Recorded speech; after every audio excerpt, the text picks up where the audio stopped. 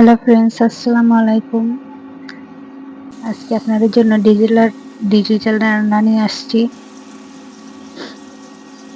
Shortcut কিভাবে রান্না করবেন বাসায় কিছু না থাকলে দোকান থেকে 10 টাকার, 20 টাকার, 30 টাকার যা পারেন তা উলুটি কিনে আনবেন। উলুটি কিনে এনে কয়েকটা চুরি করে খেয়ে ফেলবেন। এরপরে আরগুলা রান্না করবেন রুটি দিয়ে। কার কার এই রান্নাটা রান্না করার পর ভালো লেগেছে ট্রাই করে অবশ্যই আমাকে কমেন্টে জানাবা।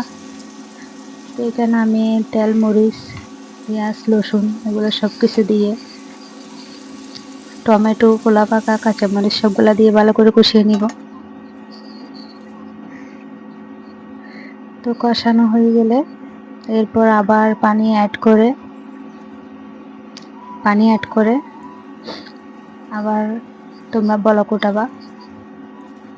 এই যে আমার বলক একটা উঠে গেছে, এটা কিন্তু কষানো হয়ে গেছে। এখন আবার আমি পানি অ্যাড করে দিব। তো পরিমাণ মতন দিবেন, আপনার ফ্যামিলিতে মানুষ কয়জন সেই হিসাবে আপনি পানি দিবেন। তো পরিমাণ মতন লবণও দিয়ে দিলাম আমি। এরপরে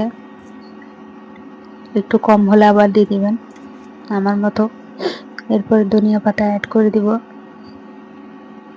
অ্যাড করা হয়ে গেলে বলক উঠে গেলে এখন একটা একটা করে দিয়ে দিব। এটা কিন্তু খেতে অনেক মজা। তো আমার দোকানে যাওয়ার মতো কেউ না থাকলে আমি এই কাজটাই করি। এগুলা কিন্তু ফুলে ফুলে অনেক বড় হয়ে যাবে, ভাতের সাথে কিন্তু খেতে অনেক মজা। আমার এই আজকের ডিজিটাল ভিডিওটি ভালো লাগলে অবশ্যই লাইক, কমেন্ট, শেয়ার করে দিবেন। কমেন্টে বলবেন কেমন হয়েছে। তো আমার এই ভিডিওটি ইউটিউব থেকে দেখলে অবশ্যই লাইক, কমেন্ট, শেয়ার অবশ্যই সাবস্ক্রাইব করে দিবেন। আর ফেসবুক থেকে দেখলে ফেসবুক পেজটা ফলো করে দিবেন। তো এখানে আমি বেগুন বাছছি, শুধু কে আর এক তরকারি দিয়ে ভালো লাগে এই জন্য আমি কয়েকটা বেগুন ভাজি করতেছি। উল্টিয়ে পাল্টিয়ে ভালো করে ভেজে নিব। আমার এই বেগুন ভাজিটা কিন্তু বাসায় অনেকেই পছন্দ করে।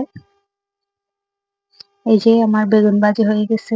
ভিডিওটি আর লং করব না, আজকের মতো এই পর্যন্তই। আল্লাহ হাফেজ।